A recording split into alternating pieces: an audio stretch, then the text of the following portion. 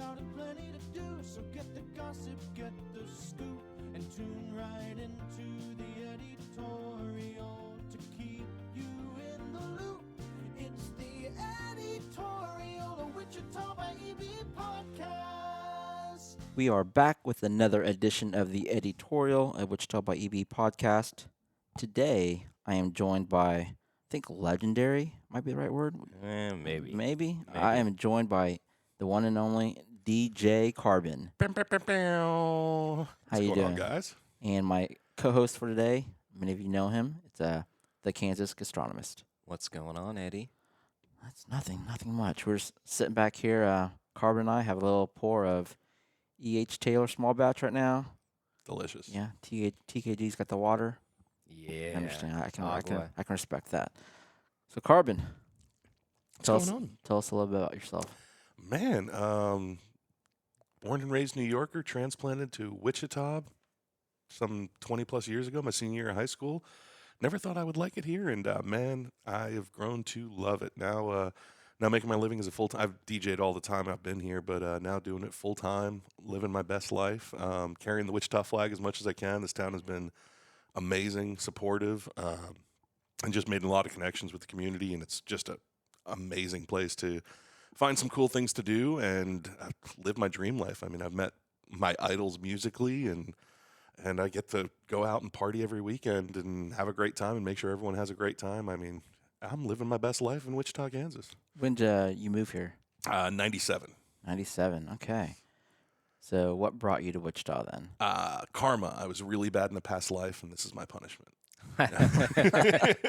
No, my dad's job, he was in aviation, and we had Grumman military on Long Island in New York. Yep. And once Grumman left, all the feeder companies dried up.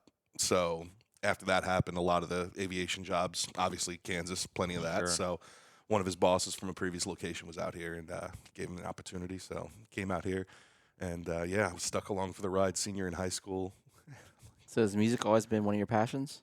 Yeah, I've been DJing since I was 14. So always into music. When I was 14, it was one of the big problems about moving here at a young age. Like, I was used to nightclubs. I had a Yeah. cousin, and I would carry his crates of vinyl into the club. That's paying dues as a DJ. You would haul crates of records.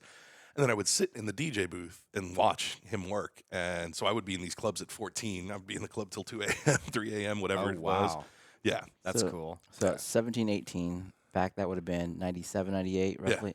What were the nightclubs in Wichita then? Was I- America's Pub? I mean, I mean, I wasn't of age, didn't Yeah. have an ID. So, so 20, when you were So- 21, what were the nightclubs back then? Oh man! Well, when I was 18, they Cowboy. did have the Cowboy, Yeah. which did have a teen night, Mhm. and it was the Those most Wednesday nights. Yeah, it was the most bizarre thing because everything had a line dance from like the Oh, Mortal yeah. Kombat rave song to any hip hop song that Wel- they didn't play much Welcome of. to Kansas. But yeah, everything had a line dance, and they would just go the Yeah. circle. No, so the the pub was around. The original Finn's Lounge. Yeah. I had a residency there. Indigo, Heroes. So, when did you start DJing? In Wichita. Yeah. Yeah. So the first thing, so I had a couple of events, and then I was actually into battle rap, really heavy into battle. Now, I used to be Like an 8 MC. Mile type? Yes, Okay. that used to That's- be me. That's awesome. So in addition to DJing, I'd like to MC, and after I moved here, I'd sold a lot of my equipment. So then I got into some raves in Wichita where I was MCing. I was rapping and then hosting a lot of the rave parties. Had my own record label, did all these things, and then I got into some battle rap stuff, and I was actually participating in the battles. And then one of the guys found out I DJ'd, so I became the resident DJ for that. We were doing it. We did it at Indigo, and they're like, "Oh, this is not our crowd," so we left there. And then I started DJing at Harry and Ollie's. Okay. It was an interesting Yeah. adventure. I've never been there. It's Does not closed down, surprise yeah. me. No I remember, windows. I remember people. I'm like, yeah, I'm over at Harry and Ollie's. You should come check. We're not going to Harry Yeah. and Ollie's. It was, Rough crowd. whew, yeah, So you said that you had a record label. yes, So yeah, have you made discs or CDs vinyl, or vinyl, all Okay. vinyl. We pressed up vinyl. That was in my rave days. in my rave days, had Illa Crew and then Jungle Recon, and then I created Jungle Recon Records. I did all the design work and typography, but there were a couple of producers that were also DJs, and I'm like, yo, let's spend some money. And so we ended up pressing. I remember shipping 12-inch vinyl all over the world out of my parents' basement. Like we had all these copies, and it was drum and bass, raga, mashup, like an EDM subgenre, if you will. Okay. But yeah, it was a lot of fun. We just had a blast doing it. So how do I listen to DJ Carbon rap? Where That where does would one go? Are there any No. historic? No, that does not exist. There's no videos, no. I mean, this is back in 97, 98. Yeah, I mean, we didn't have cell Yeah. phone Yeah, cameras. thank no. God. I Thank did God. not- I did not record anything. I never had some people invited me to studios and stuff, and they were Yeah. like, "You should," and I'm like, I can't write a song. Like, I was really good about looking at someone and clowning them based off Sure. of what was going on, but as Yeah. far as like crafting I do that to something, TKG all the time. Yeah, he does. He's not that good at it, but yeah. but yeah, no, I was just a battle rapper. I was really good at coming off the top of the head. Did you have a nickname then? Was it like Rabbit? No, so I went by MC Carbon, but I thought it was the coolest. When I first started MCing, my MC name was Chrism, because I also used to graffiti write, and Chrism just had dope letters. Yeah. But Chrism, CRISM, which stands for Rise Out of the Middle of These Backwards MCs. CRISM, Rise Out of the Middle Backwards MCs. It's too deep. That Dude, is that's way some too mathematical, yeah. I actually had a rap nickname when I was in high school. deep. Really. It was E Diddy. E Diddy. Yes, because I was a huge Puff Daddy fan. Okay, so was he your That's not a favorite good rapper? affiliation at this point. Yeah, now at this time, not this stage in life, like with everything going on with him, it's probably not the best one to have. I'd stay away from that. Yeah. True. That is Yeah. true. So he was your favorite rapper at one point. Yeah, I respected him, like his songs, his entrepreneurial spirit, his business His mentality. persona. Yeah, Mm-hmm. and just being best buddies with Biggie. Mm-hmm. I loved that. I was jealous of that. Who did you like for rap? My biggest number one was Tribe Called Quest. I was an indie hip hop head. Tribe was Do you know what he's talking Yes. about? Okay, I Man, don't. I mean, I love Tupac and all that stuff. but Sure. Did you have a DJ nickname or I- a rapper nickname? I did not. I loved Eminem. I Yeah. loved Tupac, but I mean, yeah, I was an East wasn't Coast that guy. deep down. I never got into the like. I know Tupac. I know Yeah. the West Coast stuff, and I mean I'm a fan of Dre and Yeah. a lot of the stuff, but I was never as heavy. I was always the stuck up boom bap Yeah. East Coast kid. Like I'm like, yeah, you can't tell me nothing. So where does Carbon come from? Okay, so I told you I was a kid carrying my cousin's crates into the club. Yeah. So I was this young kid that didn't belong there, and it was funny. Like some of the staff would sneak me adult beverage. Some would be like, "Oh, here's a refill on your Shirley Temple." Like they're not getting this 14-year-old kid drunk here. But so everyone knew me, so I was kind of everyone's little brother in this club. Well, that club closed down, and my cousin started working at other spots, so I would be out there. And that club was called Carbon. So everyone's like, "Hey, it's that Carbon kid," because people recognized me from being there so much. After I moved here, my friend James, he had the party house, so we all used to go kick it out. Shout out to Big Spade. But we used to always be hanging out at James's house, and everyone's like, "James," I'm like, "Yeah, what's up?" Like, Yeah. "No, not you, the other He one." was I'm already like, James. "Oh, shit, this is so." Closest thing I ever had to a nickname was Carbon. Let's run it. And from that point on, like I said, 90% of people didn't know my name was James until Yeah.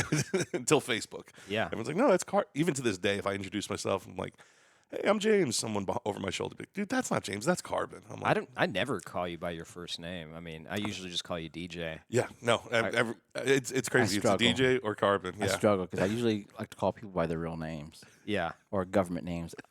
And so like my like even in college, like I have friends with nicknames like Lebo because he's from Lebo, Kansas. But I call him Tim. right. And I don't know. Mm-hmm. I hear you. So for the audience, a little bit earlier when we were talking before we started recording, I asked DJ Carbon if he wanted us to use his stage name or his real name, and he referred to his real name as his government name. So never heard that before. I respect it. I like it. I like it. I'm gonna start saying nobody knows my government name. They don't. Yeah. So let's go take it back. Do you remember your very first show in Wichita? Where it was at? In a club setting. I mean, my first real residency. So, I mean, I had one right before. I can't remember the name of the club, where I was hosting the DJ battles, and that was a rotation with me, Mixamite, and Loco. It's where what's that sports bar now that's just east of Washington on like First on the north side. It used to be Club Boomerang. Oh, Um, yeah. I that space. Okay. And whatever it was, Yeah, it's not 20 like a years sports ago. bar. Yeah, well, 20 years ago, Yeah. I forget. It was now. It's closed down. Sidelines. Sidelines, yeah. Yeah. But anyways, so I was working there. That ended up not going too well. So my first residency was the original Finn's Lounge. Yeah. Greg the Finley, One, yeah, the the one, is split it level next bar. Yep. Yeah, not Tori's Pizza. That's Yeah. where they moved to. But the original was a split level bar that's now an architecture firm. It's on the northwest corner of First and Rock Island. Okay. So what is a residency? Residency is when I you mean- basically you're there. I was the Friday night resident. I'm there every Friday. You could come see me at Finn's every Friday. Like Okay. Celine Dion in Vegas. Got it. Like a S- residency. She's got a residency in Vegas. A lot of people do. Yeah. Yeah. I get it. I Yeah. just never heard that term Yep. before outside of the medical field. And they're less common now. I think because a lot of venues, more having a rotation of DJs means more marketing, more people seeing you. So a lot of Sure. them have a rotation. But I really miss the old days of residencies because it used to be whoever the residents were would define the sound of a place. yeah. So like this place might be a little more 80s or a little more hip hop or a little more electronica or a little more, so every place had a little bit of a flavor. But now, like if you were to look at who DJs in what spots, there's a couple residencies, but every weekend everyone's just on a rotation. So all the clubs just sound the same to me. I miss the old days where everyone, like if I was in a spot, I would think, okay, what would the residents do in this situation? You know what I mean? So you try Sure. to stay true to the venue. But now, I mean, you just have more pop spots and more hip hop spots. You know what I mean? Like, and that's really it. Like, I could close my eyes and I can't tell the difference between a lot of the DJs and a lot of the venues anymore. Sure. It's just not the same. I Do you miss where there was a brand. Do you think they're just playing because what the people want to hear? Today, right now, you're in such a weird place musically. Because here's the problem: everyone's got. First off, club culture is dying in general. Even pre-COVID, nightclubs were closing globally in record numbers because the younger generation grew up on their phones. They don't know how to go out and meet strangers at a bar. I mean, it terrifies me to think of my son, who's not of age yet, but will be soon. Like, I can't imagine him going out and meeting random strangers. He does it all on his phone, just like most of the kids do, So club culture is kind of slowing down. But then on top of that, you add to the fact that everyone listens to their own personalized Spotify channel that has all the music that they like and curate and that their friends might add to. Yeah. And they're in their own little vortex. You don't get exposed to I mean, other things. I wouldn't be surprised if there's people that have never heard a Lizzo song or, insert pop artist or what. They just don't see it. So, Yeah. Your job as a DJ is to bring people together with music. And if they have no common ground, how do you do that? I mean, Sure. it's really tough these days. So, Well, I and- mean, you see that, and hadn't really thought about it in the context of music, but social media, you curate what you curate a narrative of what you are, and you're not exposed to other things. Yeah, it just feeds the beast. Because you click, and then you don't see the other thing. But I hadn't thought about it in the music context, but that's absolutely true. Yeah. I mean, in social media, what you get is what, but that's your personal feed. Yeah. And then to apply it to something that's more common ground for you and everyone Sure. else around you, it's like, well, where do I fit? Yeah. It's tough. I mean, playing music, it's funny. I had someone ask me, like, well, what do you do at the club versus, because I do weddings and private events. Yeah. And they're like, well, what's the difference between a wedding and the club? And I'm like, actually, these days it's less and less because for me, when I go to a club, I want to play things that strike a chord with people. So Sure. classics and things that everybody knows gives me that common ground. And then from there, I deviate, Sure. But I'm like, my wedding and club sets are more common now, have more in common today than they did 20 years ago. Sure. Just because then you had delineations. But now, in order to find that common ground that people all know, I mean, don't be surprised if I'm at a nightclub and I throw some Earth, Wind, and Fire or something. You know what I mean? Something You don't normally play wouldn't the hear. Hokey Pokey song, do you? I hate that song. So do you? I'm asking you, off the cuff, but what would be the percentage of like private events, whether it's weddings or, you For me? you DJ'd when we did our Kobe event, which Yeah. was awesome. Yeah. But private events versus, I guess, clubs, and I'm then probably- maybe I'm not thinking of other No. things. I mean, I would say I'm probably 80% private events now. I used Okay. to be 80 to 90% nightlife. But yeah, these days, private events is where where the money is, and Sure. and in all honesty, I just prefer it. It's a lot of fun. More And I get personal? hired just it's more personal. I get hired because I know what people want. And a lot of places book me to they're like, no, we've heard you before, do the DJ Carbon thing. I'm like, well, what do you want? They're like, Yeah. do what you do. And if I go to a nightclub, I see a lot of entitled 21-year-olds like holding up their phones with song requests on their foreheads, like play insert Bad Yeah. Bunny or whatever. That I'm like, Mhm. I don't even like that stuff. So Mhm. most of the private events, but yeah, I would say probably maybe I should dial that back. Maybe it's like 60 to 70% private events. Then Mhm. another 20% is probably public facing events, but not a nightclub. What does that mean for the So, audience? like I just today closed the deal. I'm going to be doing the Emerald City Tattoo Convention that's coming up at Century 2. 3-day event. Yeah, 3-day Okay. event over Halloween weekend. So I Very cool. just got a contract with them. So I'll be hosting and providing music the whole weekend. So things like that, things like Open Streets or Elsewhere Fest. You know what I mean? That's Yeah. not a nightclub; it's a public Is facing. Carousel, is that considered a residency for you? That's my one residency. Yeah. So, So when can you be? When can people check you out at Carousel? I am at Carousel every Friday that I don't have a private event booked. Have you done adult skate night at Carousel before? No. Do you know how to skate? I do. Are you Oh. pretty Do you, good? do you believe me? Oh man, I that don't grin know. tells me that he's got a flex in him. I'm like, I he's know. gonna come out and just skate, just kill it. Well, no. I mean, I think I'm an average skater. I used to love to skate. I mean, I can remember. I suck at it. Oh, the very first like date that I went on in like, well, the first girl I had a crush on in like 4th or 3rd grade. That was skating rink, maybe even 2nd. Hold hands I on the don't skate know. floor. Yeah, Yeah. 100%. My first actual date was at the ice skate center. Okay, Which no, time? ice skating, yeah. skating. That sucks. Yeah. That was a disaster. See, I'm better at that. Better at ice skating. Well, Yeah. New York. Yeah, I grew up Do hockey. you go back to New York? Do you I- have family there? I and used stuff? to. I do actually. I've got several cousins, and then also, so I was adopted. I knew this my whole life, and I just found my birth family about 5 years ago. Wow. So they're a good chunk of them are in New York. Got So every it. time, so I try and go back. I don't get. Normally, I have a wedding every year or two that I go back. Hey, can you come DJ? And I'm like, oh yeah, we'll rent gear, just pay for this and pay for that, and it's my Sure. vacation home. So, but yeah, so I used to go back like every year or two. It was funny. My resume, my job application used to read like 6 months to a year, new jobs. Like I'm taking a week off. Oh, you don't have any vacation? That's fine. I'm not getting paid. I'm going. Like, oh, you can't. Okay, then I quit. So And then- after I moved there, I went back all the time. Okay. So being from New York and everybody is always talking about what's the most New York style pizza in Wichita. I know there's not a precise, but what is your opinion on that? Yeah, there's nothing that's called. I mean, You can say nothing. Yeah. Could say nothing. Yeah. Have you had Bronx? yeah, I just ate there Okay. the other day. Bronx is good. I like Bronx. I like Picasso. Yeah. And Maple Street there a little bit. I guess for me, I enjoy pizza. I just don't compare it to New York pizza, and that's how I'm able Yeah. to enjoy it. Sure. You just can't. I mean, I was just in New York back in October. Yeah. And I lost count of how many slices I had, but nothing there compares to what we have here. Like, it's just totally different. Yeah, I've it's never just been to easier New not York. to compare the food as a Yeah. food category. Like I know they are, but Yeah. nah, it's just too difficult. It's just a different thing. I mean, growing up, yeah.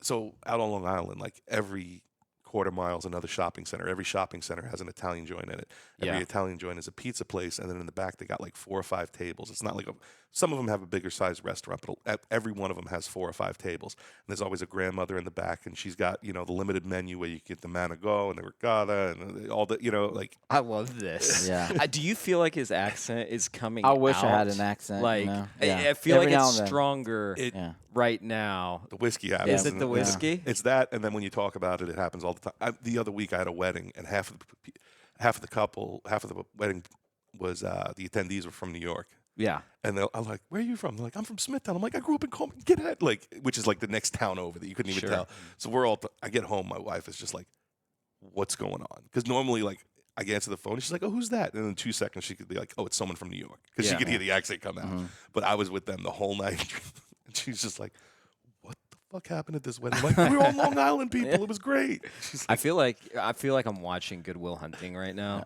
I mean, I- And watching that scene with Mhm. Ben Affleck and Matt Damon and Ben Affleck saying, I'm pissed off every time I come up to the door and you're still there, just with that accent. That's the Boston though. Yeah, The whole northeast part, yeah. the whole Offended. northeast It's all the area. Yeah, same. I mean the Boston accent, the New York accent. I love it. Like yeah, going there and traveling. I love just engaging with people there because I want to hear them talk more and more. yeah. Like if I could have any accent, it'd be a Boston accent. We're just flat. We're just Yeah. flat here. Well, no, they say they speak. That's why there's so many call centers in Wichita, is because we speak the most non-regional dialect of Yeah. English. I don't know. I hear I have an accent sometimes for like my colleagues outside of Really? Kansas. They go, "Oh, you have a very Midwest accent." I'm like, A "No." Midwest Yeah. accent. But I that's, don't just even know it. what that That's means. not a thing. Yeah. You speak proper English. Yeah. Like I said, it's the I was most like, "There's- non-regional there's no dialect. twang in my voice. I mean, Chicago is technically Midwest. That, But they've got that's- their own little thing. Well, that's Yeah. what I'm Yeah. saying. Yeah. I mean, Michigan. I think Michigan and Technically. Wisconsin is technically considered Midwest. They are. I think so. I call them north, but wouldn't. I Yeah, it was north to me, but Well, But I think technically, yeah, Yeah. from some things, but yeah, okay. So let's talk about Elsewhere Fest elsewhere. because fast. you didn't go, did you? I didn't go. Oh my gosh, you missed out. I went to the first night, and I've been to a lot of festivals, events in Wichita. And that was probably a top 5 thing for me. Absolutely, It was incredible, Yeah. and you were a part of it for both days. yes. You DJ'd pretty much how many hours Uh, in between shows? in between shows for a 5-hour stretch Yeah. each day. So I mean, my sets were 30 minutes, so it was only 2.5 hours each day Yeah. of Mhm. DJing. But I was out in the heat, and I couldn't Yeah. wander too far because all their sets were only Yeah. 45 minutes, so it was a lot. Did you have a chance to check out Steve Aoki? I did. What's your opinion of Steve? So prior to this, Yeah. not a huge Steve fan. I Mhm. appreciate his entity, his aura, his marketing, his Yeah. promotion. I think he's a fine DJ. Yeah. I think his hype is more than his skill set, Mhm. which I get though. It's Yeah. part of, I think there's a lot of people that get a lot more hype than what their skill set dictates. Sure. He's been in the right place at the right time, and he has a brand and an identity, and he's amazing. I thought he did a great job. I thought, that being said, was I also of the opinion, I'm like, there's 10 other people that I could see Yeah. doing this and doing, Mhm. like local people that could Yeah. do it, So But would you have the accuracy he has on throwing a cake? no way. Mm. That Because is that was pretty. pinpoint, That was. I was surgical. watching it, and there's this guy. He had a sign, and he had a circle cut into the Into the So- sign. and- poster board, yeah. and he put his face through there and said, "Cake me," and got him right on the face. I'm like, that's incredible. Another girl has like this, a necklace with big old letters that says "Cake me."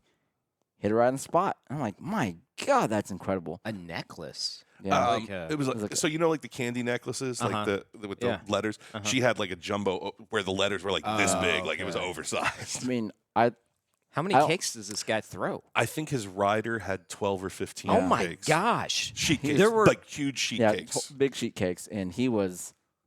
I didn't realize there was that much cake throwing. So- That's so weird. That became so like the size of that pink lid, that size of a cake, like a full sheet cake. He's 12 by 16, boom, you know what you mean. balances, boom, launches 20 feet, surgical. Dude, if I went to that event and he tried to cake me, man, there would be some problems. There would Like, be what kind of some- problems would there be? I mean, we'd be measuring each other up. I'll tell you that. I don't know if right you get now. on stage, I but don't think you want to go head to head with the heir apparent to the Benihana Empire. Man. but the energy, Yeah. that was amazing, Yeah. and people were just eating it up. I didn't even know he went and did another show that night. Yeah, he flew flew out to he went Vegas, right? Yeah, he did back to 3 Vegas. shows that night. That's insane. Good for him. I mean, But Elsewhere Fest, what are your thoughts on it? I think it was the single most amazing event that I've seen in Wichita. I mean, I got the call for it from Adam Hartke, Mhm. who's with Midtopia. I've known Adam for years. I can't thank him enough for a lot of the opportunities I've had in my career. He introduced me to Tallgrass Film Festival. I did 10 years with them, and just a lot of opportunities, and we've worked together. He did LIV Fest years ago down on Commerce, and a lot of memories. Yeah. But yeah, he hit me up and he's like, "Hey, I'm doing a festival. Are you in?" I'm like, "Yeah." No details. Yeah. I'm like, he's like, "It's 2 days." I'm like, "I'm available on both." He's like, "All right, put us down for both." Mhm. Think nothing of it. Just waiting for more info. Then I see the lineup come out. I'm like, "Oh, wait. So this is a festival." Yeah. I just thought it was going to be a local, smaller thing, Mhm. and so I see the lineup and I'm like, I immediately reach out. I'm like, "Hey, what do you want me to do? Do you want me on here? Do you want me on there?" And mhm. he's like, can you just run the NAFSCR stage and play in between all the bands so we can keep the entertainment going? So for both days, I'm like, Yeah. I would love to. And for me, so the band lineup was really eclectic, a little bit of everything. And I really enjoy, like, I struggle to brand myself because I like to do all the things. I like to touch on every Yeah, genre. So basically, between every break, I researched the guys all on Spotify and did my homework. And so between each sets, I'm kind of playing a little bit to the crowd, but I'm also setting them up for the next band. And as each band came on, like half the bands are like, what song is this? Like you could tell they were vibing, and it was like their energy. And then I got compliments from a bunch of them. So it was just a huge compliment. But yeah, being a part of it was just nothing short of amazing. So I always see on social media enough and this and that and influence this, that, Riverfest, right? So I always see everyone complaining about Riverfest. I know you recently had your, I see everyone complaining, and I've seen it for years, and I'm like, do the math. I used to make long posts and try and argue these things. But the one common thread that I see a lot of is I miss the good old days. And I'm like, well, it's illegal to bring your own cooler down to the river and get yourself drunk and sloppy. It just can't happen. So forget about that. But I think for the first time at Elsewhere Fest, what I saw was, in addition to the music, I saw the streets being activated. I saw community. I saw not just visual arts, dance arts, musical arts, installations, the dinosaurs, the graffiti, all this. There was so much happening. And then the participants in that space had a sense of community that I have not seen prior to that. And I think when people talk about the Riverfest and bring this back, I think what they miss is that sense of community. And I have not seen something like that since before or since Elsewhere. Like I thought that festival really brought people together, all walks of life, all creed, all background. Everyone was on equal footing, enjoying it. That's cool. And it was amazing. I mean, so I was DJing from 4 to 9, was when the last band went on over at the NAFSCR stage. But I would show up every day at 11. They had conferences going on. I, got to hear Killer Mike speak. They had some how to leverage your brand, how to do this. So they had a whole bunch of conference stuff that was going on with education. That was great. Then I would go DJ, and then I'm like, this only happens once. So from the time I got done, I went to all the spots, checked all the venues, listened to all the bands, went to the last party, the last after party, just to do it all again. And I'm like, I wouldn't have changed. I'm like, I don't know when this is happening again. I'm going to take it all in. And it was nothing short of amazing. It's supposed to happen again, though, So right? Jesse and Adam and Rudy were a guest on my podcast, and it's coming back. I listened to Chase, Coke, and Adam on another podcast, and it will be back. I think they're going to change some things up. It'll look a little differently, but it's going to be back. Sure. Which I'm all for it. I don't even care what it looks like. I think the city deserves it. And those that missed out, they missed out on a really cool thing. So I didn't even hear. I mean, I'd be curious. I haven't even had a conversation with them yet. I'm like, what did you hear that went wrong? Because the most amazing thing, I didn't hear a single miss. Yeah. Like, I didn't hear of any drama, issues, problems. I haven't heard. They were just throwing water at everybody. And they at give every free corner. water away. Yeah, Wow. I mean, so it was a hot day, too. it's And toasty. yeah. I mean, I remember seeing people probably had too much to drink, but they're walking up to them with water, just helping taking care of everybody. It was just really cool to see. It was beautiful. Like I said, I've never seen anything quite like it, and it was just an amazing activation of Wichita. And yeah, if you missed it, I'm sorry, man. It was phenomenal. I'll do it next time. I messaged them yesterday. I gave a bunch of suggestions and like what I thought would be things to help improve it. And like some things I said was, I think it'd be cool if they really fully activated St. Francis. I think having like street vendors during the day selling like art and whatnot, or having like street musicians play. One of the cool things about going to New York is you'll see someone on the street in the corner playing a bunch of buckets. Yep. And that's pretty hard to do. Yeah. I remember when I was in Boston one time, I asked this street musician, like, hey, can I try to play on the buckets? And he let me sit down. I tried to bang away. No rhythm. So it's a talent. Do you play any musical instrument? I've never asked you that. I can play 2 songs on my kid's keyboard. Okay. What are Twinkle, twinkle. Mary had a little one? Yeah. Nice. No, Pop Goes the Weasel. Yeah. So 3? Yeah, yes. Okay. What about you? Do you play any musical instruments? No, none. I am tone deaf as well, so I can't sing for a lick. So Okay. yeah, You do karaoke or anything? It's bad for everybody. Well, When karaoke's for fun. No, when I karaoke, like my go-tos are like the Humpty Dance, Biz Markie, because he was the Yeah. most tone-deaf singer of all time. Give me that. You got what I need. Yeah. So no, I'll enjoy it, but yeah, no, I can't actually perform. TKG, you don't strike me as a karaoke guy. Oh, I I disagree. don't I was know. gonna say I Yeah. can totally see it. I will say I don't do karaoke much, but See, I can do a very good Johnny Cash. Very good. my go-to is like Bryan Adams, Summer '69, Okay. and obviously the Backstreet Boys. Okay. Fair. Well, I played guitar growing up. Oh, you did? Yeah, I took guitar lessons every week, once a week for 10 years. I wanted to be a musician in high school. Like back then, it was like the grunge days. Pour yourself another drink if you like. Anything, grab anything you want. I got to do it quietly around the microphones. I don't want it to pick up too So much yeah, noise. that was like back when Pearl Jam, Nirvana, Sure. Soundgarden was really big, and I was all into the grunge music. And I wanted to be in a band, so me and some friends. At first, I tried to pick up a guitar and play. That didn't work out. Mm-hmm. Then I was like, maybe I'll try drums. That didn't work out. Mm-hmm. I was like, well, what if I sing? That didn't work out. Mm-hmm. So then that was my music career. It didn't last Just long. didn't pan out. It was probably 2 months of trying things. Nice. I can play the first 5 strokes of "Come as You Are," Okay. and that's Yeah? about it. Yeah, That's impressive. Not Like, I really. can do It's- that it's too. the same little, Yep, absolutely. Rewinding the lessons, shameless plug. DJ lessons available with DJ Carbon. So if We're you're out. Is it Music Center? Guitar Center. Guitar yes. Center. Okay. Yep. So How many? Go ahead. Sorry. I've got a handful of students, and it's been like I never thought I'd be the teacher at all, but they approached me. I had done a couple of lessons prior, and so they approached me, and I'm like, let me give it a shot. And I've got students from 6 to 60, Oh wow. and runs the gamut. And I'm like, What do you teach exactly? Like, what does a lesson entail? just going over the techniques, of how to listen to me. For DJing, in all honesty, the most important part about DJing is prepping your music. So knowing how to listen to music, how to count. Okay, here's the chorus, here's the verse, here's this.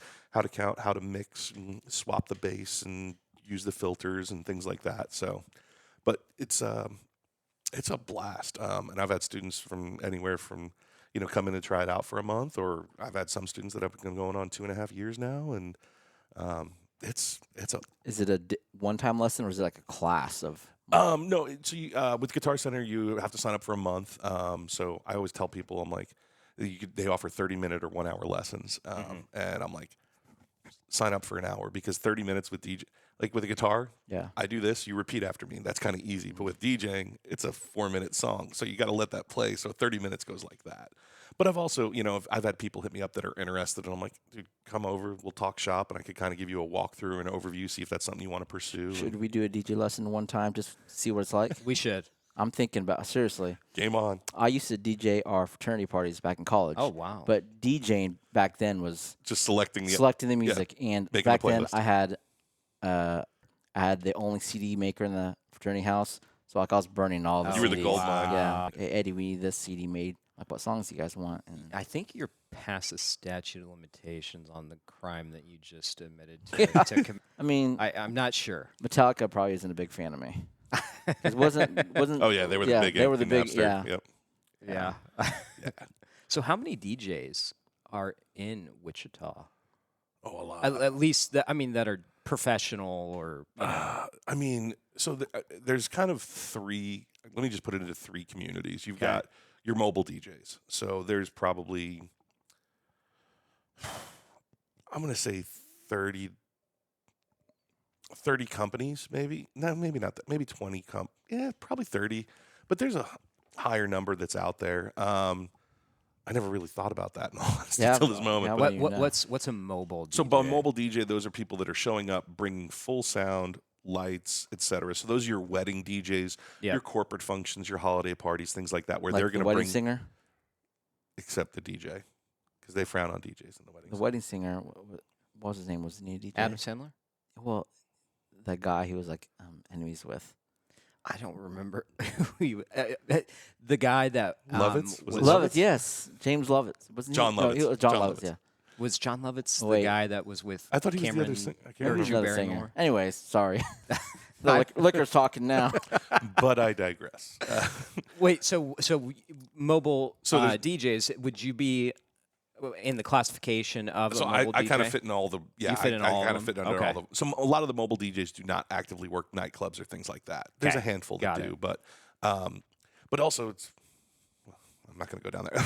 There's so many there. I'm like, now when you go to a wedding, people expect the DJ to be able to mix music, and back in the day, it was just no, you just hit play, fade down, fade Sure. up, and host it. So expectations are different because now the kids have experienced DJs for most of their lives. But anyways, so you've got your mobile DJs, then you've got your nightclub DJs that are actively working. And by that, I mean they're in the clubs and on a weekly basis. And there's probably, a lot less than. no, I'd probably say, I mean, if you think There's about a it, handful. I see the pump houses list, and there's probably it's like, 20 to yeah. 30. Okay. I see like Um, at least 10 different ones on there. Yeah. Okay. So- and are a lot of them crossover or? No, Okay. a handful do. A handful of crossover between, and then your third group is kind of your independent DJ. So when you come to a lot of like the rave events, we don't have a huge market for that in Wichita. Although we do have a lot of DJs that do it. There's probably more EDM DJs than there are main nightclub DJs. But there's not as many venues for them to do what they want to do. Got it. We just don't have a lot of nightclubs that are all in on that. So they do a lot of events. And I think the reason why I did really well for myself in the DJ market was you had a lot of people that said, to heck with what you like. I'm going to play what's good and you're going to learn. And then you had the other people that said, I don't care what I like. I'm just going to play the hits. And I was really good about like, okay, I'm going to play the hits that you like to get you on board. And I'm like, okay, how far can I venture over to my territory?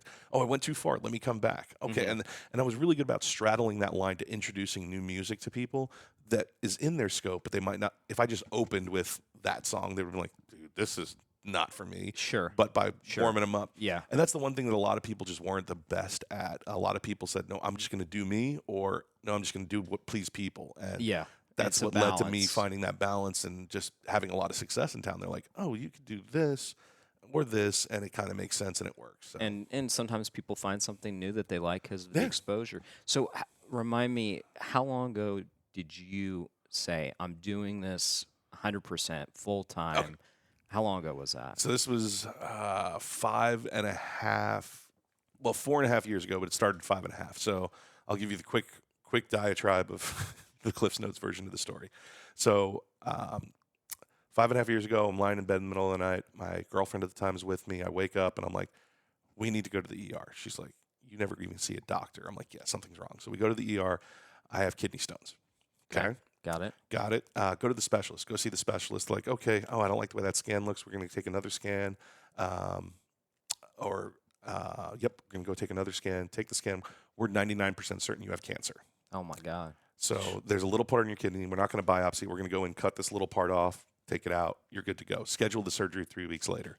I passed the kidney stone. Actually, I passed the kidney stone while DJing an event at the Art Museum. God. Yeah, I had backup with me in case I dropped in pain, but I was fine. But yeah, so surgery scheduled 3 weeks later. This is what, 2018, 2019? 2019. Okay. Yeah, no, 2018. 2018. Yeah. Okay. So pass the kidney stone, surgery in 3 weeks. I'm waiting for that. Everyone's freaking out. I'm like, oh, it's fine, guys. I mean, there's nothing. I understand a certain clarity at that point, and I'm like, this is what it is.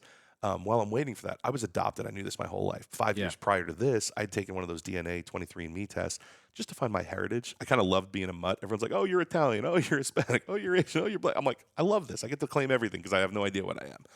But I took a DNA test just to find out my heritage.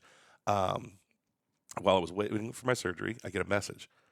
You were born on this date in this hospital, given up to Catholic Charities. It was my aunt, my birth aunt. So I call her. There's waterworks crying. It turns out my birth mother passed away in a house fire, but she was one of 8 brothers and sisters. So I've got this huge family back in New York, cousins my age, all over the map, et cetera, et cetera. Just amazing experience. So we're crying. We're tearful. I'm like, time out. I have cancer. I got surgery in a week and a half. They're like, no, we just found you not allowed. Go in for the surgery. The mass of my kidney had grown 35% in 3 weeks. It was super aggressive. They go in and take my whole kidney out. I came out. I'm 100% free and clear. I'm now 5 years removed. All cancer, no sign of recurring. So, yeah. Right after that, I had 2 aunts and an uncle fly out to meet me. Dang near 40 years old. First time in my life I hugged blood family. And then me and my girl got married shortly after that. all that happened in 6 months. Okay. Shout out Susie. Yes, indeed. Shout out to Susie. I'm sure she's listening. She's like, wait, what? Yeah. So I go back to work and she's like, you're miserable. I'm like, yeah, but I got to provide. She's got 2 kids. I got 2 kids. You know, this is what it is. Went back to work and then she's like, I got this. She's got a good job. She does well for herself. She's like, make the leap. And I'm like, that's terrifying. I got to, Yeah. but she pushed and I left my day job, November of 19, going full time, make the leap. COVID hits. Bad time to be a full-time DJ. Yeah. Thankfully, my boss let me come back, and I did some consulting work just to Sure. make ends meet a little bit. I wasn't there full-time, but enough. And now, like, absolutely flourishing.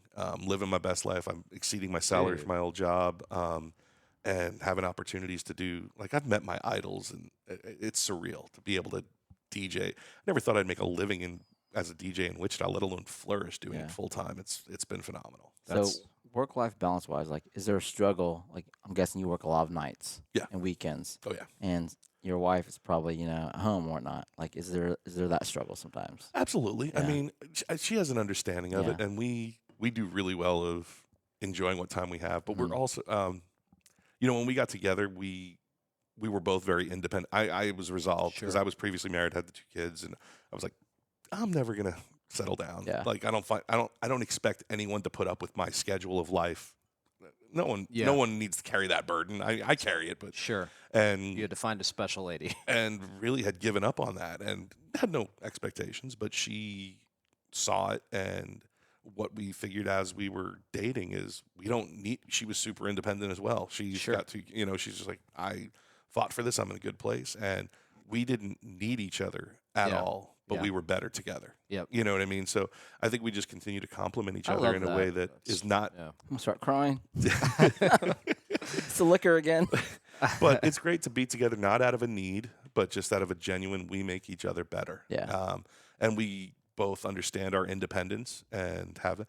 Although God bless her, she's a little more dependent right now. She broke her, had some ankle surgery recently. Okay. She's on week 6 of no weight on her ankle, and she's so she's You so guys not have a happy. brand new camera at home on the tree. Yes. A camera on the tree. So What the hell does that mean? I bought this randomly.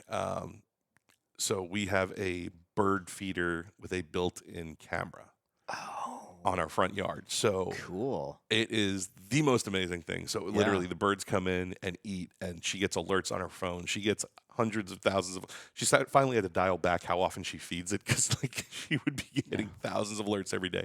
But since then, we've got our bird feeder. We've got 2 picnic benches for squirrels. We have a full nut bar with little bar stools. That's awesome. So we have a little wildlife refuge in the tree in our front yard. Like and a Disney movie back there. No, she's like, I'm like, you're the crazy bird lady from Home Alone 2. And she's like, I like to think I'm Snow White. I'm like, yeah, all right.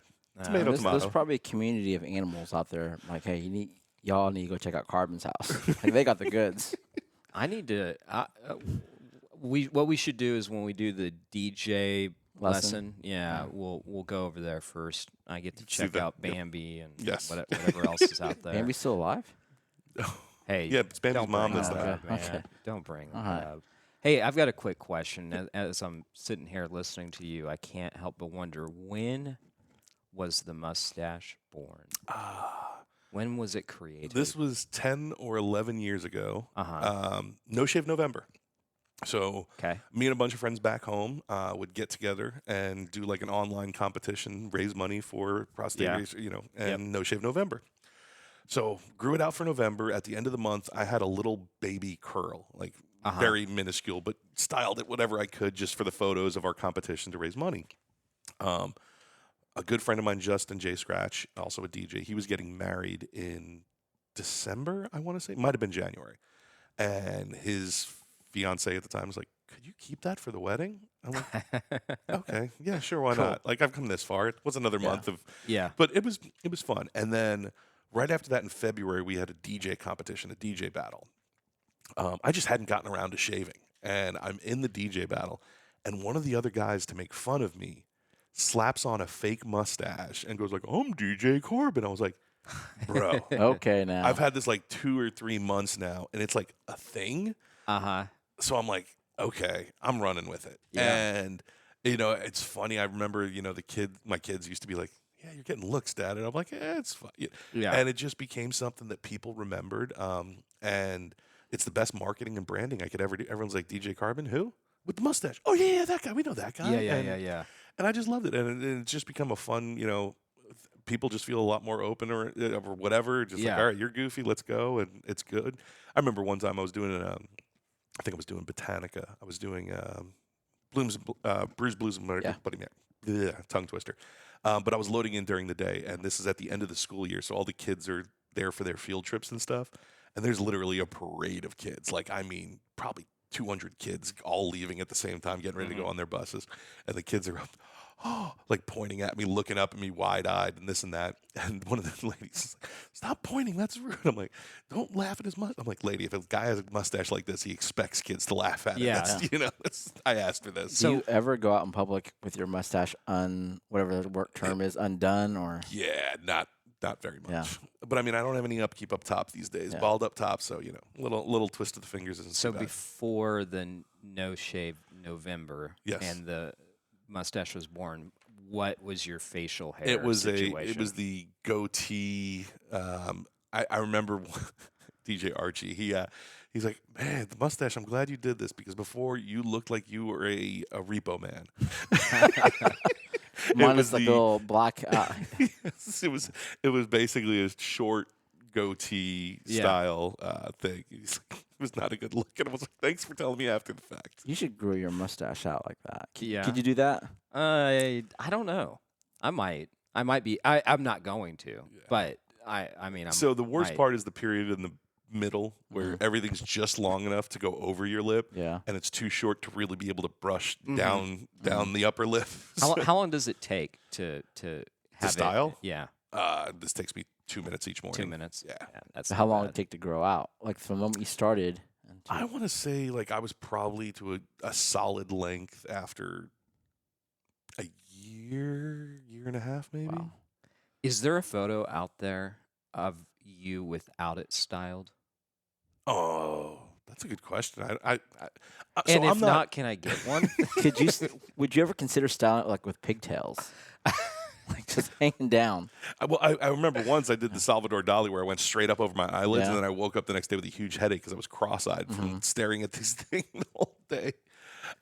Yes, no, we could make a photo happen. It just looked like when I wake up in the morning, it looks like an octopus died on my upper lip and just, yeah, it's just a mess. I can't imagine. I can't grow facial hair really. I mean, it's like speckles. That's it. Wow, that's fascinating. Blessing, Music wise, what music do you gravitate to? I'm a big funk and soul guy. All music I like has got to have soul, but like, what do I listen to in my free time is funk and soul. I mean, I used to DJ breakdancing competitions and stuff like that, so I got really into funk and drum breaks, and so that's what a lot of my collection is hinged on. But to this day, I would love, like, if I'm sitting down on the couch with a whiskey, putting a record on, Yeah. I'm going to be listening to some Who kind are, of the, who are funk. the last 3 artists you've listened to at home, or just Leon Bridges, Charles Bradley, Nina Simone, probably last 3 records. do you recognize any of them? No. Neither do I. You don't know Nina Simone? No, I. Birds flying high. Oh yeah, I have heard that Yeah. song. I mean, it's like Feeling good. Yeah. but You right know the now- Bublé version? Yes. Better? Okay. I mean, Mike. Right now, I'm listening to the Troll soundtrack, Frozen soundtrack. Hey, Yeah. what are you doing Saturday? Saturday, Are the kids back? yes. Free family dance party at the art museum, and you could go check out the Annie Leibovitz exhibit if you. It's free access. I'm DJing from 11 to Okay. 3 there This Saturday, huh? this Saturday. Okay. yeah. At where at, you said? Wichita Art Museum, You'll be DJing there from 11 11 to 3. to 3. Yep. I will be This out of episode town. will be out. This episode will be published probably After the fact. on the July 18th. So we'll be 6 days removed or whatever that is. But yeah, that being said, if you have not, go see so Annie Leibovitz is like iconic photographer, portrait photographer. A lot of people might not know her name, but have seen her work. She was the one that did John Lennon, Yoko Ono, the Rolling Stone yeah. cover where she did that. The Demi Moore Vanity Fair where she was pregnant. She's in Wichita. Her or exhibit art- yeah. is so she was a Rolling Stone. That's the rotating exhibit that they yes, always the traveling have. one. Yeah. This Saturday Not a happens to be residency. free. Not a residency. Yeah. But yeah, so this exhibit is amazing. Everything from Bob Dylan to Arnold Schwarzenegger, like icons. And Yeah. so she was a tour photographer for Rolling Stone, and then was Rolling Stone magazine, their feature for years. And she's just probably one of the most famous portrait photographers. So, did your adopted parents, were they really into music and art? I mean, No, you said you had a cousin that owned a club, right? Or no. That was my my He was a adopted DJ. cousin was in my DJ. adopted family. I knew nothing about my birth family until recently. Yeah, no, you're adopted. Were you raised around music and art? I mean, you just seem to know. You're talking about photography. You're talking, So my dad was definitely into music.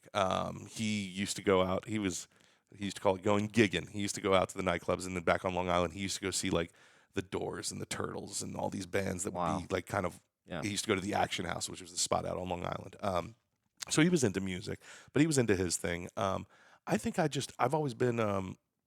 I'd love to absorb stuff. So like, case in point, hip hop. When I fell in love with hip hop, I started finding the samples that it came from, and then that's why I'm a huge funk and soul person, because I love the original samples of it. And then I would dig into it and find out, where did this come from, and then the drummer of this was Bernard Purdy, and he was on this album, so I'm going to go buy that. When I get into something, I just go all in. So I could talk through. Was I around for the origins of hip hop? No, but you want to know the first scratch was invented by Grad Wizard Theodore, and Grandmaster Flash had the flashing strobe technique, and like all these. I just really get into things. So once I do, I go all in. I want to know all about it. I want to know the roots and the origins. So once I get into a certain musical style, like dance hall reggae, did I get to experience that directly? No, but I could tell you about some of the sound clashes and the battles and this and that, and the evolution of the sound. And so I've just always been like a student of whatever I'm into. Like I just want to know as much as possible so I could speak. I never wanted to speak on something from a point of not knowing. And if I don't know, I'm going to shut up. I've heard too many people that try to speak on things and they don't know. And I'm like, oh, that sounds really bad. Yeah. And I'm silently judging you. So I'm going to ask a stupid question. Okay. And the answer is probably no, Okay. but I have to ask. dun. Yeah.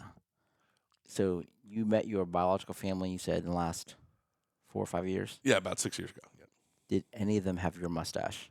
No, sadly not. 'Cause With what- that being said, I only know mom. Okay. Mom and her family. So dad, I have no idea. Okay. So mom's side is British Irish. Dad is Yugoslavian Serbian. Mm-hmm. So who knows? But since Yeah. my birth and now, there's been a whole genocide and all these other things that have happened. So Yeah. I do have. So on 23andMe, you're able to see your connections. Yeah. So I've got a bunch of connections on mom's side with aunts and other people that have since taken these DNA tests just to find out their heritage. So I've got like 1/4 cousin. I think I might have a 3rd cousin that is not related to anyone on mom's side of the family, and they're over in Serbia, Yeah. Croatia, those types of areas. So I'm like, but 3rd, 4th cousin is too far removed. So no idea about that. Because I was going to say, that'd be pretty wicked if you went to go meet your family for the first time and they had the exact same mustache as you. That would be. And they're a DJ. Yes. And Talk like, about like- kismet. Yeah. like pizza and yeah. Used to do rap battles. Yeah. and- yeah. That's amazing. I Almost need, like you, I was I need a. you more podcasts drinking. I mean, this is. You come up with some random. It's almost as if I was a carbon copy. Oh. My God, that Do is you the get most, TKG? That is the You get most though? dad joke I have heard in a minute. What's bad is like I made references. My son was after my cancer. He was helping me set up, and he was kind of getting into it. And I was like, "Oh, you could be DJ Carbon Copy. This would be great." And I'm like, I thought about it. I'm like, none of your friends will know what a carbon copy is. Yeah, there you go. Maybe you don't think so? No, I'm telling you, Carbon copy. they know what Nah. CC on an email is. They don't know what it stands for. Yeah. When's the last time you heard the term carbon copy? I use it all the time. You do? All the time. Why? Why? So when food trucks, when people message me like, "Hey, we want to request a food truck," I give them this form, and I respond to them saying, "Hey, if you fill out the form, all the food trucks get carbon copied to an email." You don't say You don't CC. CC? No, You actually write out carbon copy? I say government terminology. So But the kids won't know what that means. Like, they gotta Google it. I- What is carbon copy? sometimes I say email mean? CC, but sometimes I do say carbon copy. Government terminology. Yeah. I'm gonna start using that. I don't know It's, how. it's in my but I'm- lexicon now. Yeah. That and curmudgeon. It's a good one. I just learned curmudgeon maybe about a month ago. That's a good one. Yeah, my fun who to say was is that? It was me and somebody else. Fert. Was it? Yeah, you guys were talking about each other. Yeah. was there a kerfuffle? There was a kerfuffle. We I don't know were what a kerfuffle is. we were talking about some. We're I'm here to Vietnamese, expand. so We were. I think Jeremy said I was a curmudgeon, but well, you are. I could totally see that. Yeah, but absolutely. Maybe it was vice versa. He can. Be I could see that too. He can be too. Whoever thought of the word first used it. Not. Yeah. So, coolest experience you've had as a DJ? Let's not include Elsor Fest because you talked about that earlier, but like anything travel wise, any. So, like, what's okay? So, I'm going to talk about Riverfest real quick Yeah. because I've been blessed with amazing opportunities for Riverfest. Yeah. I remember when Riverfest was really struggling. Not struggling. They had a resurgence maybe about 10 years ago where they were booking some killer acts. The And this and Roots, that. was it back from the Roots days? Yeah. So the Roots. Okay. That's one of the nights. I remember opening on that stage. I forget what year that was. I've been able to open for a lot of people. I could probably pull it up as well. But I'll yeah, pull it up. You look at it. there are just so many. But yeah, I remember partying on the side of the stage. 2016. Yep. I remember partying at the side of the stage for that show with Adam. And I got to be a part of that and open for it. And I'm like, is this real life? Like, I just couldn't believe it. Because that was also the year where we did Nappy Roots. Yeah. And Was Common that year? No. Oh, it's okay. And Naughty by Nature was Naughty that by year. Nature. That's it. Yep. Common was just a year or two later, though. I think. I mean, it was like 17, 18. Yeah. He was he was 17 because it was 17. It was Common and Flowbots. Something I learned. Common came because the Roots came the year before. Yeah. Ah. Well, Makes sense. what was amazing about the Roots show that was completely unplanned, Dave Chappelle was at the Orpheum that night. He had two shows. Oh. In between his shows, he came over and introduced them, and I got to meet him. He ended up partying at Revolution that night all night long, hanging out in the booth. When Common played, there was a viral video of a local. Roy Moy the third, Roy Moy the Okay. third.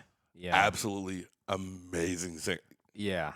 That He got was some really vocals. cool. He's Yeah. still around Wichita? Yes. He is? Okay. No, he was so he was recently on there was a game show like Complete the Lyric or like Yeah. there's some game show that he was on and I forget what song he was singing. Now I'm blanking because this happened a few weeks ago.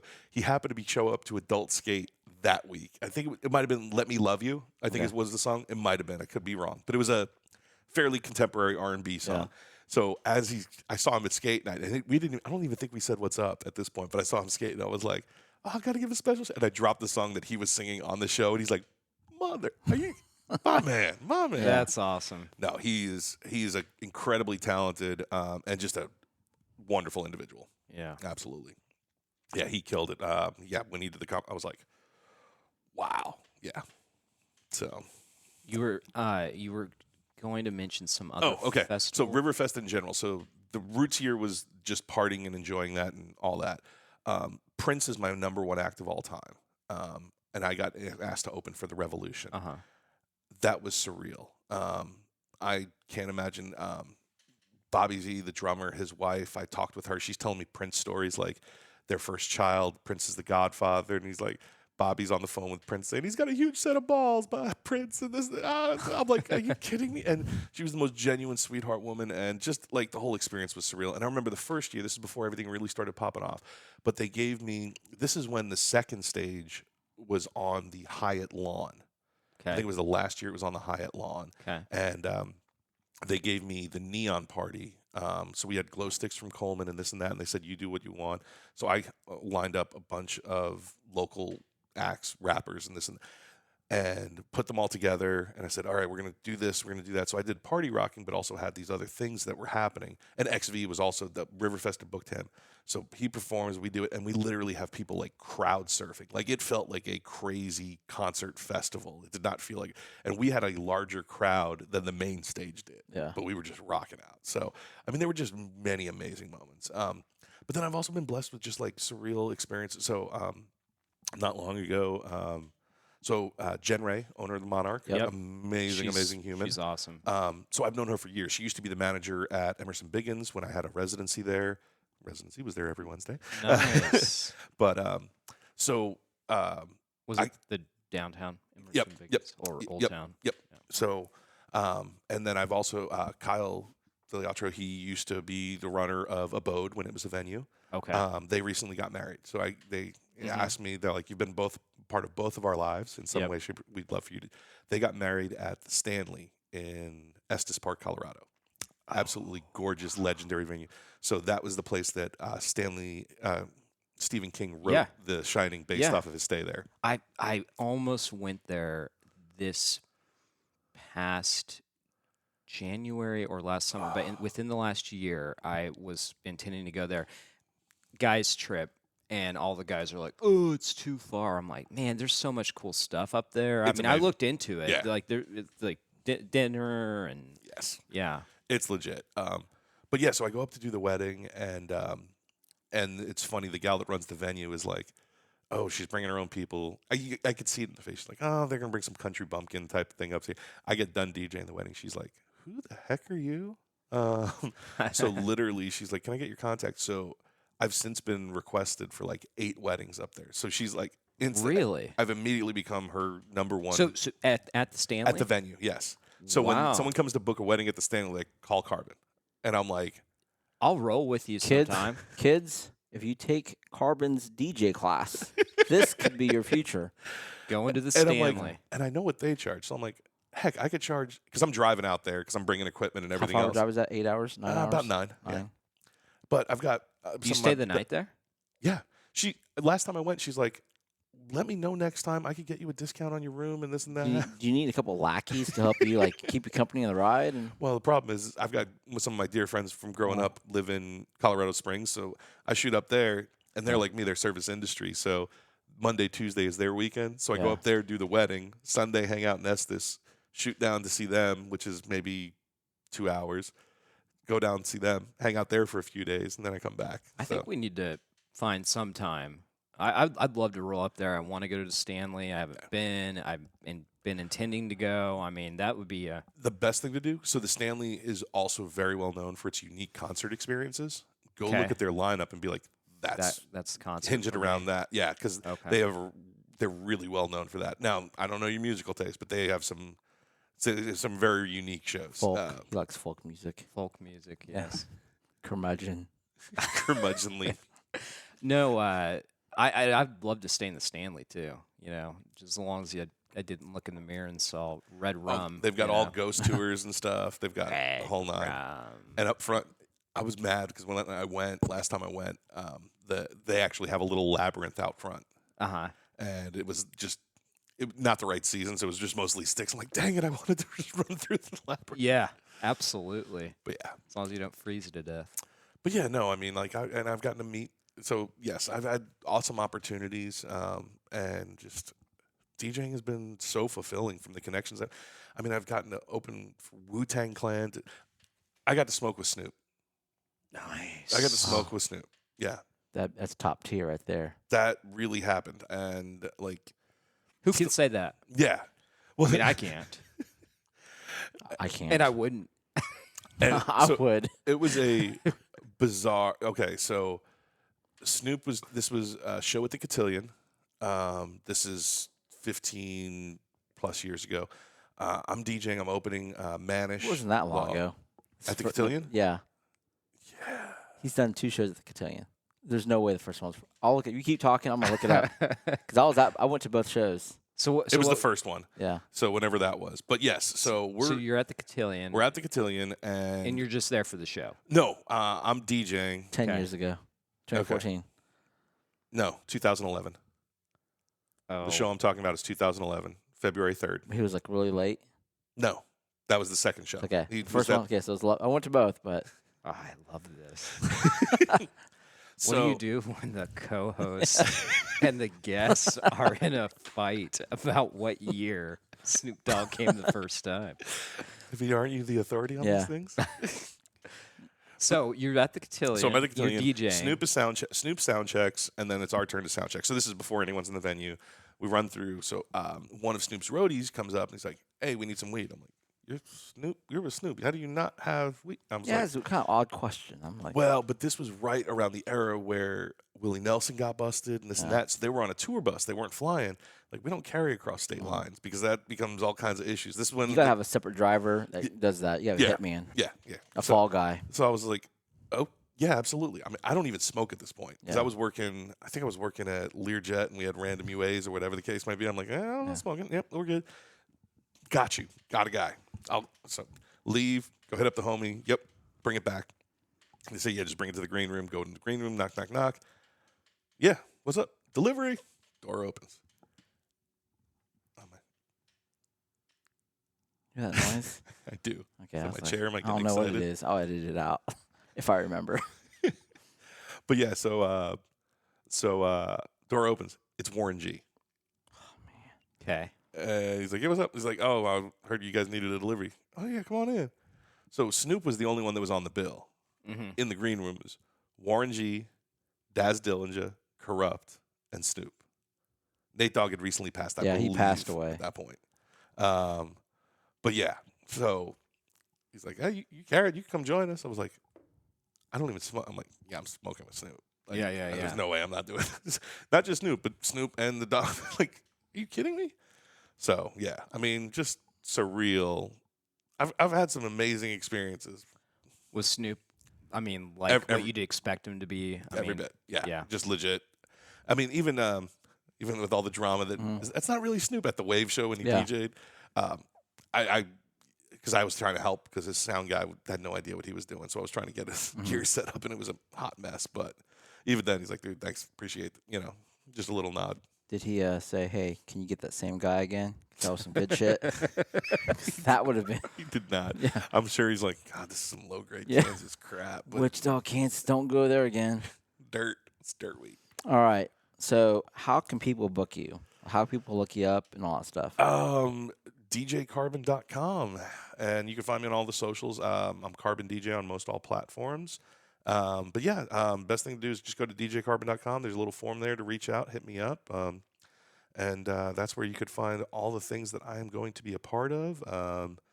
And I'm working on doing some unique things. So I mentioned the tattoo convention that's going on. I'm really excited. So I'm not theater guy, right? Yeah. But I've gotten to do a couple weddings recently for theater people, and they were my favorite weddings because the liveliness was phenomenal. On top of that, my daughter has become theater girl, so she's all in every weekend. Can I get $20? Yeah, what you need?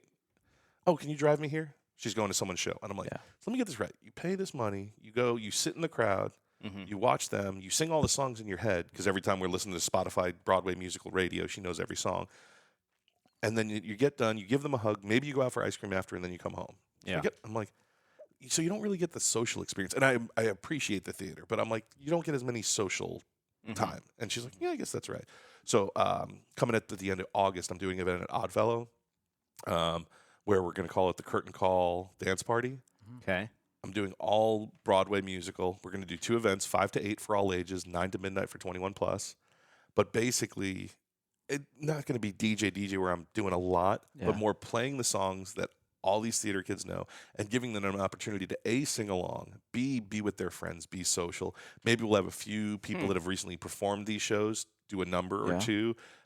But basically have an interactive theater night because this is a huge market in Wichita. There's so many theater kids. I'm like, Yeah. how do you get a social Dude, experience out of Broadway's that? big in Wichita. I mean, It's we just got very- Hamilton recently, and Frozen's in town. And the kids, like my daughter, she's got people all over the place Yeah. from this group or that group, from Music Theater Wichita to Rise to this to that. So I was like, let's make an event. Yeah. And I'm super stoked about that one just because she's excited. And I'm like, When did you say that is? August 31st. We should have, by the time this comes out, tickets should be up Yeah. on sale at Oddfellow. Okay. I have an event at Oddfellow coming up too. Dun, dun. I don't have a DJ yet either. It's What's- a tequila tasting. Oh. Yeah. What's the date? We don't have a date yet. Okay. No, I don't have a date ready to announce publicly. We'll But talk yeah, it's going to be Bryce Lobb with Una Vida. Yeah. He's going to be supplying some tequilas along with like other brands. Gerard and Angela Rodriguez, owners over at Our Coffee House Yes. and Adios Notria. They're going to be supplying the food. So you have some, tremendous Mexican dishes, tequila. It's gonna be a fun time. Yeah. But yeah, I'll, I've known Angelo, so I met him at WC. I've known him since like '99. yeah, he was at WC. Yeah, Oh, wow. Yeah, We he was a go couple years way younger than back. I was. Yeah, Yeah. Because I've you said you known- moved here in '97, didn't you? Yeah. Yeah. So wow. Yeah, and we knew each other then, and we've come along because he also performs. He's also a hip hop performer. he's Goes a by little A rapper, Squared. He's yeah. a rapper. Yep. I didn't know. And, He was at Elsewhere Fest. Yeah, Okay. he was You part of the didn't- collective. You didn't go though. I have met him, but Yeah. I Yeah. did Good not people, know. really good people. Angelo's great, and I've known Gerard since way back then. And then, did you ever make it to Anna Murdoch's? Mm-mm. Oh man, you missed an experience. I missed a lot of things in life. So Anna Murdoch's. This was probably 10 years ago. Gerard was running the kitchen. Okay. This was downtown, maybe a block or two east of Century 2 on Waterman, on the southeast corner. But they would run the kitchen. They would stay open until like 4 a.m. I would DJ there on occasion. They used to have Really Love Senior up there singing with Oh, the wow. bassist. Mhm. Like, and it was just as late. I remember seeing the Calamity Cubes all jamming acoustically. So it was like this after hours, come get your food, Mhm. but we still have entertainment going on. And it was such an experience, man. Everyone that was there was Yeah. just like, man, we need that back. But Yeah. One thing I want to bring up before we end that episode that people may not know about DJ Carbon. Yes. You know this, TKG. You're there. uh-oh. You know. I think. Does it involve a ball? Yes. yes. Okay. A DJ Carbon is a phenomenal. bowler. No. Oh. Miniature golf. Oh. He didn't win bowling. I did not. No, but he has his own bowling ball, doesn't he? No, Average. Average. I beat you in one of the games with a house ball. You came I'd smoke you. with a house ball. I'll smoke you with a house ball.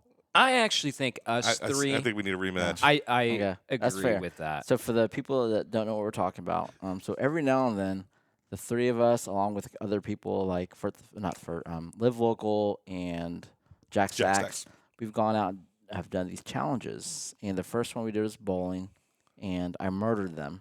No. Not physically. with his own ball and shoes. Yes, like yeah. that's an unfair advantage. I agree. It's I not came an even prepared. I playing came field. prepared. I'm sorry, Well, But that's like Chris came with his own Yeah, putter to mini Jack golf. Stack. Yeah, but he didn't win though. He didn't win. He didn't. And what I'm saying is like Carbon won miniature golf Yes. by a pretty substantial margin. you did do well. You did do well. Which is Yeah. funny because I thought if I was going to win one, it would have been the bowling, not mini. Mini golf is not my default. I just Yeah. Yeah. I was feeling it that day. Yeah. But bowling wise, it was a bloodbath. Now Jack Stack, Oh gosh. he took the cornhole, right? He took cornhole yeah. by slim margin. It was a slim margin. It Yeah. was. I'm upset about that one. Pretty Who salty. won our race? I was sweating too much to The remember. Did he win racing too? He won racing. You see, Jack Stacks won racing and cornhole. You won mini putt. I won bowling. TKG's won nothing. if we're keeping track. Okay. That's when you're supposed to throw in your You're gonna- jab. you're Neither gonna is edit live this local, out. right? Neither is live local, right? I don't think has Live Local. Did you place higher than them? Come on, get I it don't. out. You gotta live I placed higher than them in bowling. I know that. I don't remember about miniature golf. Honestly, I don't. Try to block out those bad memories. Well, I started to, Well, they left halfway too. They They were- Yeah, did. the one did. Yeah. and then I had to leave early on racing, so I didn't stick. I mean, I may not even played enough games. So I'm not sure. Here's the recap of the bowling match. Okay. I Match won num- one game. Match number 1, Carbon bowled a 165. Oh gosh. I bowled a 148, so a 17 pin difference. Uh huh. TKG had a 103, so got smashed. Okay. Game 2, Yeah. Let's talk Wichita by game two. EB had 178. Carbon had 116, so 62 pin difference. 'Kay. Massive.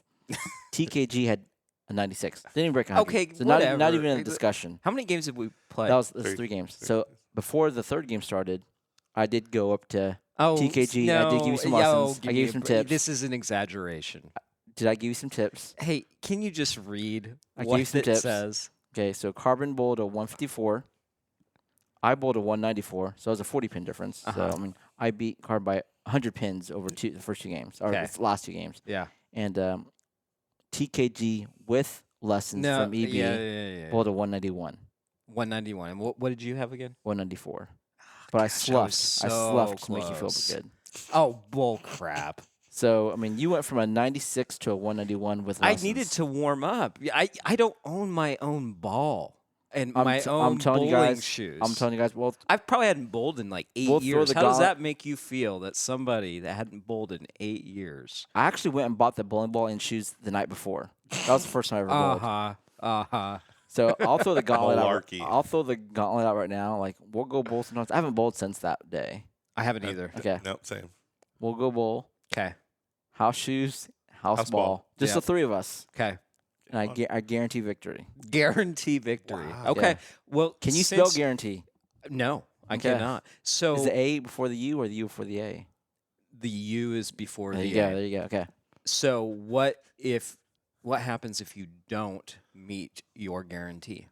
If you beat me, TKG Yes. beats me, Uh-huh.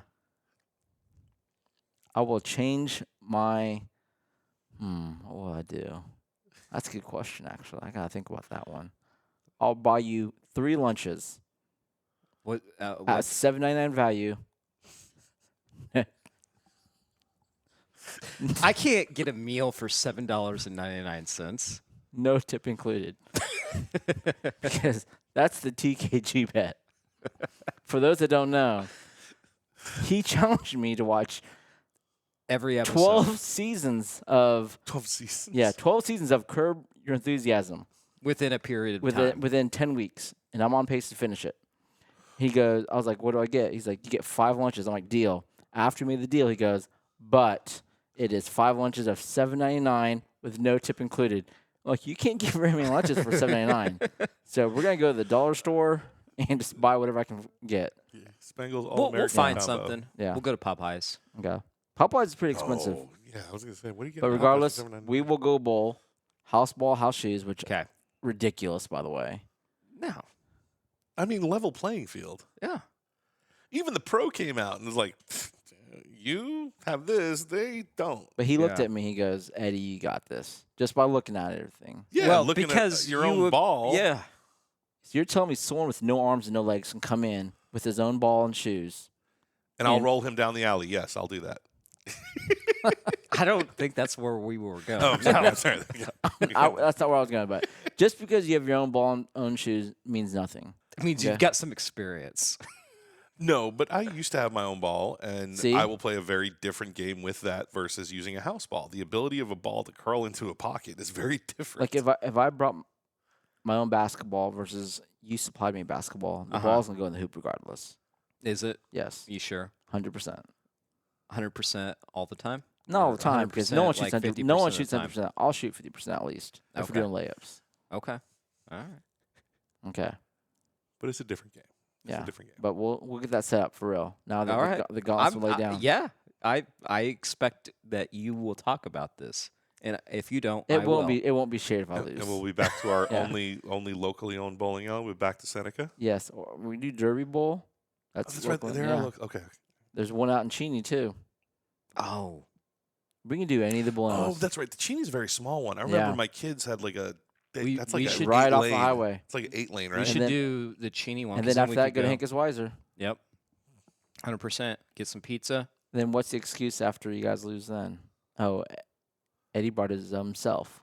Okay. How about this? How about the losers will pay for the beers at Hankus Weiser and the pizza They also have liquor at Hankus Weiser. for the drinks. Okay. Yeah. Yeah. 'Cause I know you're all When- about semantics. Losers split the winner's bill. Yeah. Yeah. That's fair. Okay. Okay. Deal's made. You heard Deals it here. made. This episode will be out next week. We'll set When a they time up hear for it, that. they're not going to know what next week means. What do you? This episode will be out July 18th. So we'll Obviously, set when up they a hear time. this We'll, at yeah, the end. we'll set up a time to go bowling after July 18th. Okay, fair. Is that fair? That's fair. I thought you're communicating to the audience that this comes out delayed. I'm like, No, kind of but- after the fact that they're hearing it, they know Yeah. it's out. No. Well, no. We'll figure it out. I don't know. I need to stop talking. But all right. Well, TKG, Carbon. Thank you guys. Thank y'all for coming out. Thank We'll you. do this again. Bow, bow, bow, bow. There it is.